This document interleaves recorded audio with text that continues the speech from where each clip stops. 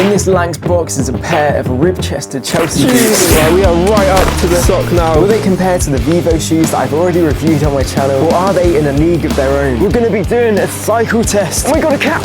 Whoa! So first of all, they come in this really aesthetic box. You have the LANX branding on the front with a nice sticker, and on the back it says, this bag is made from sustainable sources, please upcycle or recycle after use. And that brings me on to the first reason why I got these, and that is because of the sustainability aspect of these. On the LANX website it says they're a British company and they're doing as much as they can for sustainability. So without further ado, let's get into this.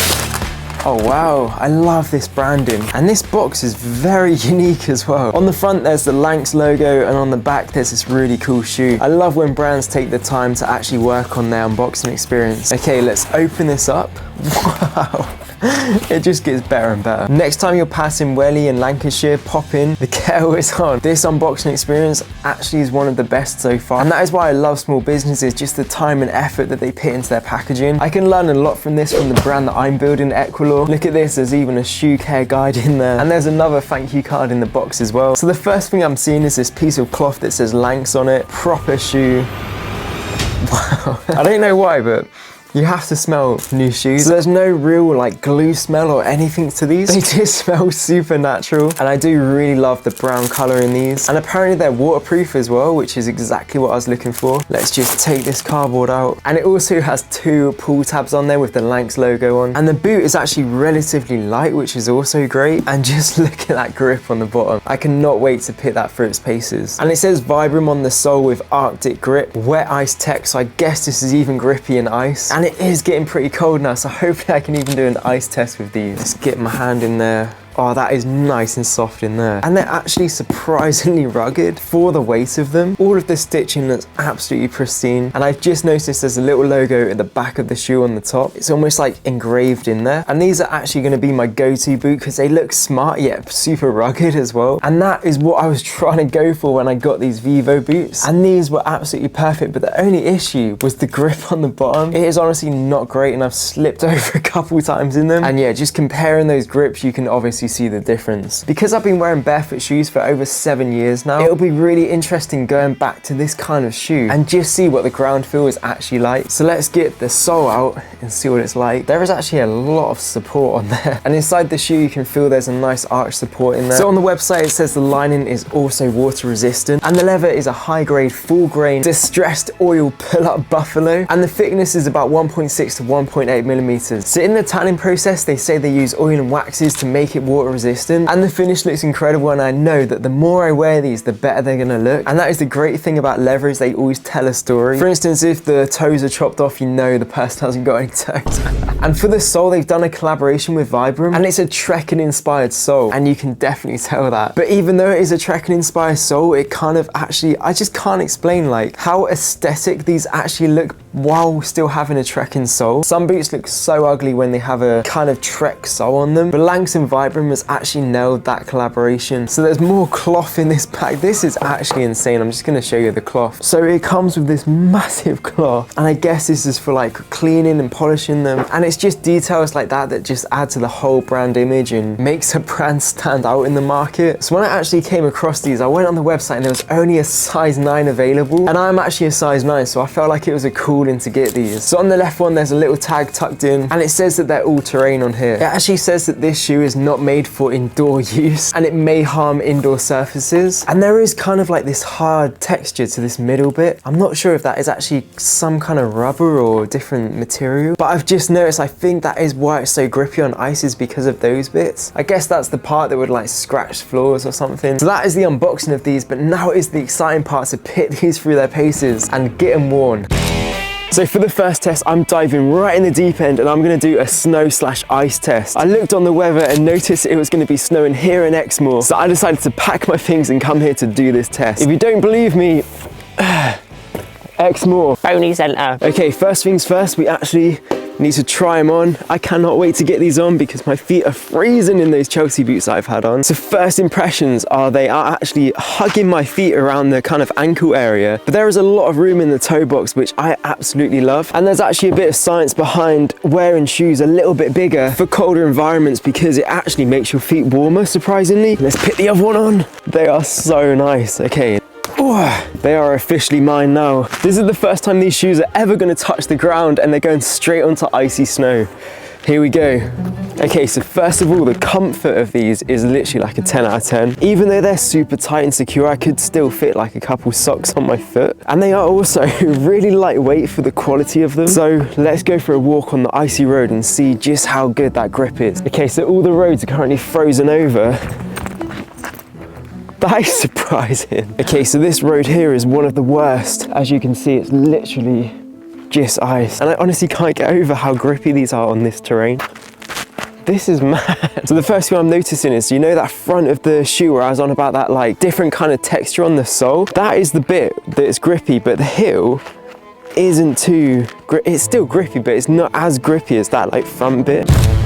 Okay, I'm actually really confident in the grip on these, and I'm gonna do a running test on ice down this road. Don't try this at home, this is pretty dangerous, but this is just how much confidence I have in these shoes. On the count of 3, I'm gonna pelt it down this super icy road and just see how that grip holds up. Okay, 3, 2, 1, go. I look back on the footage and I look like an elderly person escaping an old people's home, so I'm gonna do that again. This time I'm gonna actually put everything into it because I'm like scared I'm gonna slip, but that is the whole point of this, is we're seeing how grippy they are. So let's go. 3, 2, 1, go.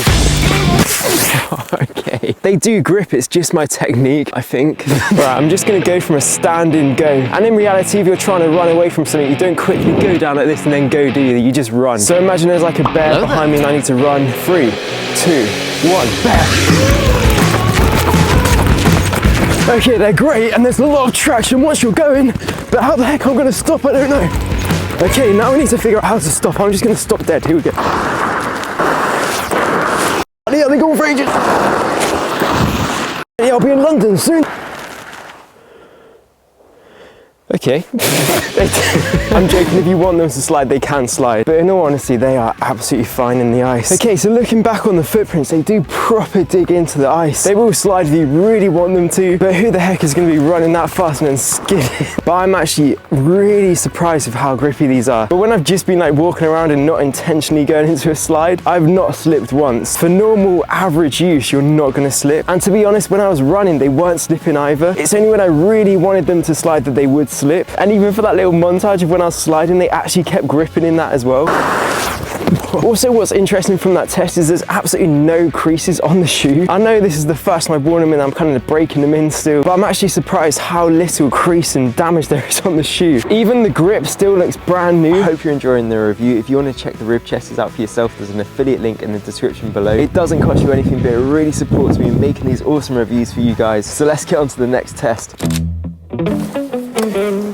Okay, so I've grabbed my bag from the car and now we're gonna do a walking test. I know this should have been the first test, but I just couldn't help myself. So I can see some Exmoor ponies up here, so we're just gonna walk towards them. I was just about to do the walking test and my friend James was actually coming up here for a walk and I randomly just bumped into him. So we're gonna walk together. Are they another new boots? Yeah. Yeah, pretty good weather to test them out in. Yeah, you didn't seem to be slipping around. But I want to, that's the thing.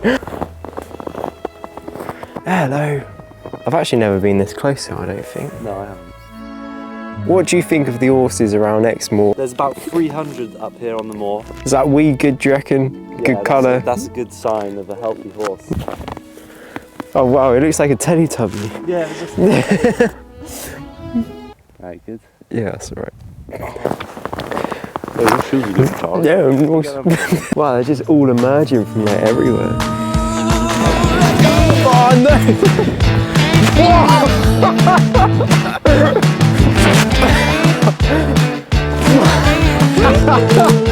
Okay, so the next test is a waterproof test, and here we have a nice icy piece of water. So I'm just gonna walk along it, and there we go.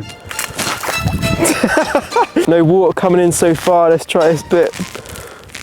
Whoa. Right, we are right up to the like sock now, still no water coming in. Whoa! Yeah, they're waterproof, I think. No water's coming in, so I guess that means they're waterproof. No.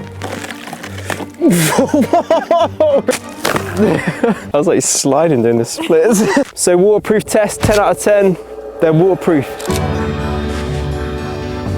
Okay, so I've been walking for about over an hour now, I'd say, maybe even 2 hours. So let's collect some of this gorse here and make a nice tea, and I'll give you my review about the walking of these boots.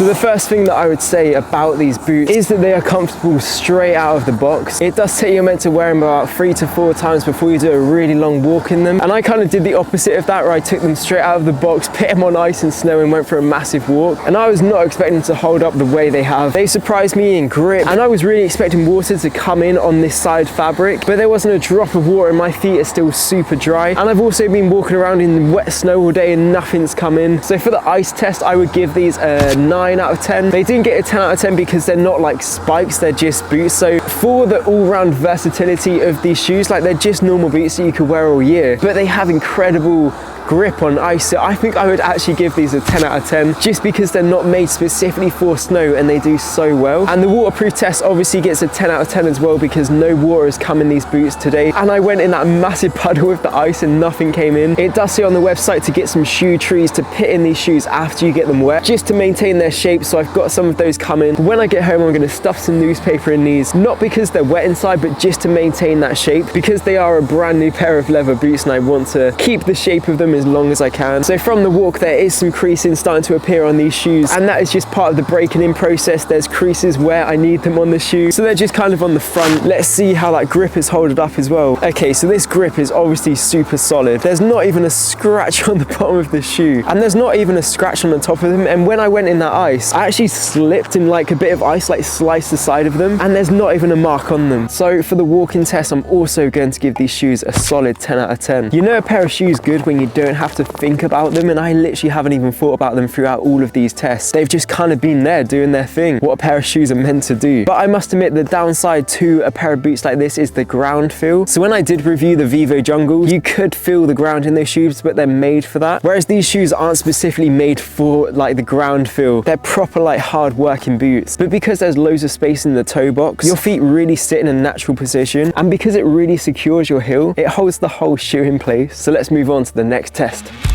So for the next test, I think it's time to do a proper driving test in these shoes. So I thought I'd test these shoes out in the 2-hour trip that I got to go home. Now the shoes are actually a little bit bulky. I'd say the sole is almost as bulky as a Wellington boot. So it's going to be interesting to see just how that pedal feel is and if they do kind of get in the way a little bit. So without further ado, let's start this driving test. Okay, so I've just done some country road kind of driving and they've performed really well. They are a bit clumpy, but if you're kind of used to a bit bigger shoe, then they are absolutely, like, they're fine for driving. It's just you may find it a bit uncomfortable if you're used to more kind of like trainers for driving. So on the countryside roads, there's no problem, but there is kind of this period where you have to get used to these shoes. Because the grip on these shoes are quite thick, you can't feel that pedal like you can in some other trainers or thin-soled boots. So for casual countryside road driving, these are absolutely fine. I haven't got them caught behind the brake pedal or anything like that. They're just an easy-going boot to drive with. So I've been on the dual carriageway for about 10 minutes now, and it's still the same story. They're absolutely fine. Normal driving, if you're just like normally driving. So I think what this test really is testing is the duration of how long I'm going to be in these boots driving. So 2 hours is like a relatively long trip to be doing in a pair of shoes. Okay, so I've been driving for 2 hours now, and I just pulled over to give you an update on the boots. So I would say these are about the same as a Wellington boot in terms of the grip in the sole. So if you're not comfortable driving in Wellington boots and like kind of clumpy boots, then I don't think you would get on too well with these boots. So in conclusion, for driving, I would have to give these shoes a 5 out of 5. The top part of the boot is absolutely fine for driving. There's no places where it really rubs, and the more I break these in, the even more comfortable they're gonna get. But it's just that grip in the bottom of the shoe, like with the pedal feel. I feel like some people might find that really kind of distracting. So on this drive, it's been about 2 degrees. I've got one pair of thick socks on and they're just really comfy. So for the next test, we're going to be doing a cycle test. If I was going on a cycle, these aren't the first choice of shoe that I would choose, but for short trips or going to the shops, I will be using these shoes on my bike. So let's see if these have what it takes. So what I'm noticing is that they are actually a little bit slippery. It's a little bit damp today and the soles are a bit wet and they are slipping on the pedal. So they do take a couple of seconds just to find that right placement on the pedal with the grip. And once you found that placement, they seem to be all right.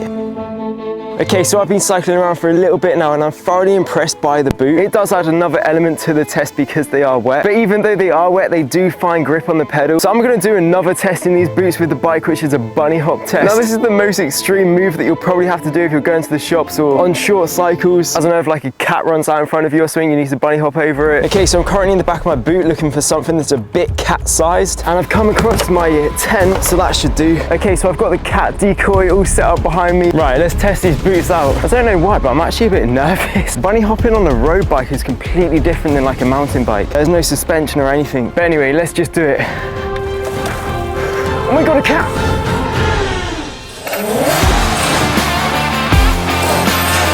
Whoa! Okay, so you can definitely bunny hop over a cat if it runs out in front of you on the way to work. And I do feel like doing tests like that really give you confidence in the boot. And when you have confidence in your boot, everything just is a lot more better. My review of using these boots on a bike is probably around 6 out of 10. Just because the grip is actually really clumpy. It just takes a little bit of time to get used to them, and then you're on your way bunny hopping over cats.